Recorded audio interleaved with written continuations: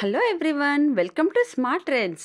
వంకాయతో చేసే ఏ రెసిపీ అయినా చాలా టేస్టీగా ఉంటుంది. ఒక్కసారి వంకాయలు ఆలు కలిపి చేయండి. ఇలా నేను చేసినట్టు చేసి చూడండి, చాలా టేస్టీగా ఉంటుంది.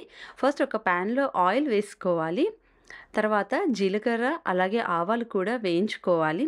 సన్నగా కట్ చేసుకున్న మెంతికూర కూడా వేసుకొని వేయించుకోవాలి. పచ్చి వాసన పోయేంత వరకు వేగనివ్వాలి.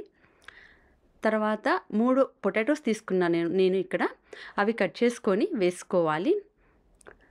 ఒకసారి కలిపేసుకున్న తర్వాత కొంచెం పసుపు వేసుకొని మళ్ళీ ఒకసారి కలిపి చిన్న మంట మీదనే ఉడికించుకోవాలి. మూత పెట్టి ఆవిరికి ఉడికించుకోవాలి. వాటర్ అస్సలు యాడ్ చేయొద్దు. నీళ్ళు లేకుండానే ఇది చాలా టేస్టీగా ఉంటుంది. ఇలా చిన్న మంట మీద ఒక 5 నిమిషాలు పెడితే ఉడికిపోతుంది. ఒకసారి చెక్ చేయాలి, మధ్యలో ఉడికిందా లేదా చెక్ చేసుకోవాలి. అన్నీ ఉడికిన తర్వాత ఆల్మోస్ట్ 80% ఉడికిన తర్వాత సన్నగా కట్ చేసుకున్న వంకాయలు కూడా వేసుకొని ఒకసారి కలపాలి. వంకాయలు చాలా తొందరగా సాఫ్ట్ అయిపోతాయి.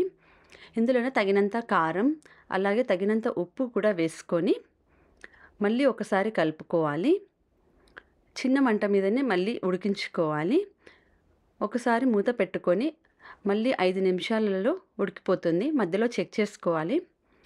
Almost ready. చూడండి, వంకాయలు చాలా సాఫ్ట్గా అయిపోయాయి.